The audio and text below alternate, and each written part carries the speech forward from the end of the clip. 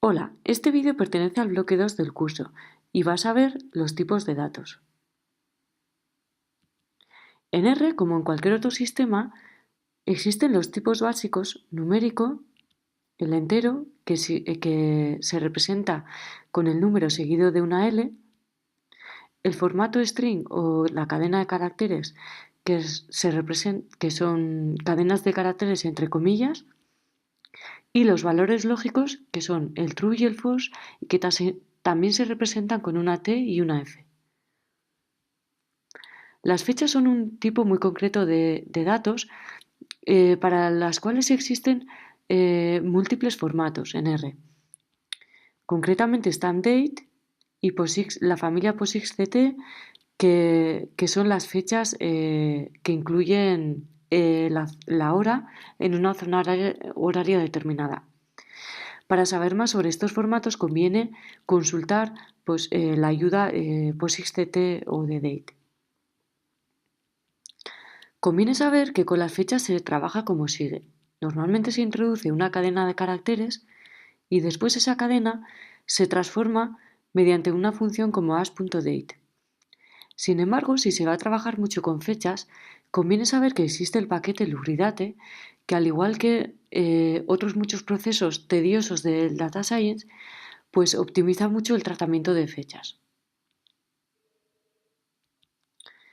Asociados a los tipos de datos existen múltiples funciones, como por ejemplo las funciones que sirven para consultar el tipo o la clase, como class y typeof.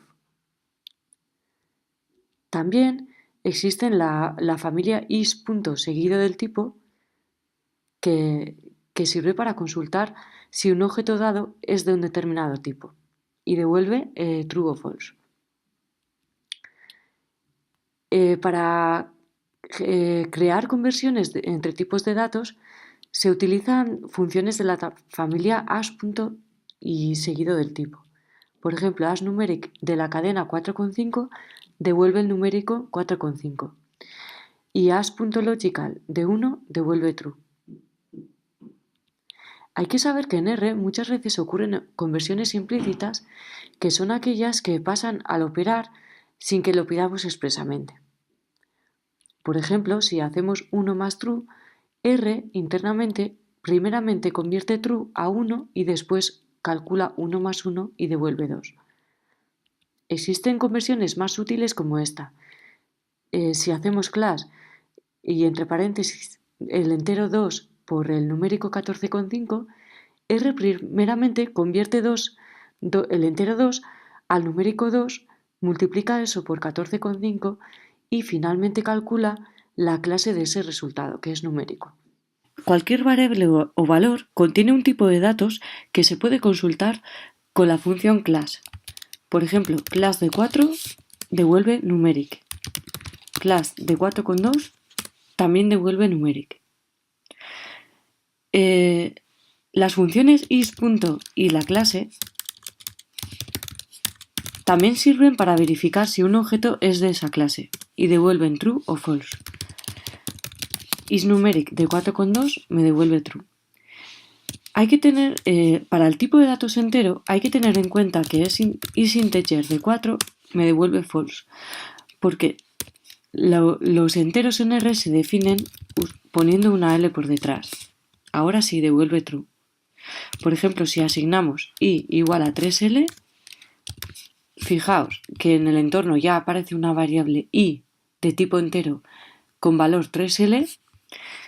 Vamos a ver is.integer i devuelve true y el class de i es integer.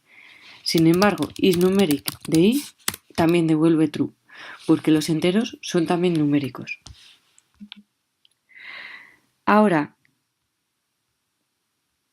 hay que tener en cuenta las conversiones implícitas que ocurren cuando operamos con tipos de datos distintos. Esto se ve fácil con un ejemplo. Veamos, class de 2L es integer, class de 14,3 es numeric. Y si operamos class de 2 por 2L multiplicado por 14 por 3.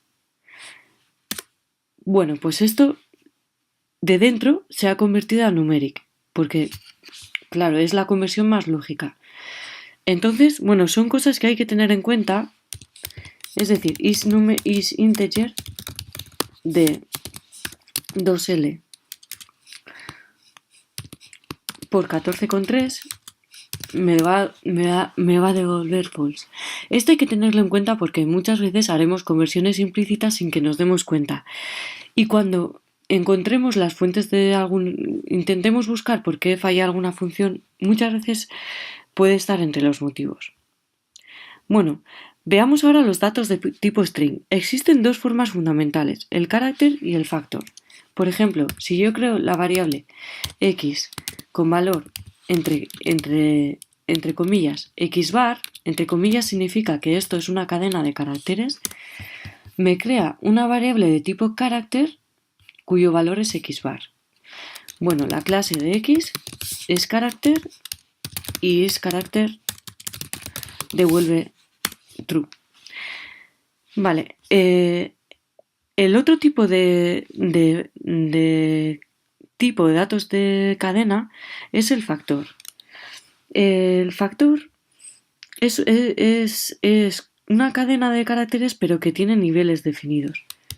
Vamos a crear un factor desde 0 sin valor, es decir, yo creo una variable gender con 0 niveles y ahora podemos asignarle a levels de gender.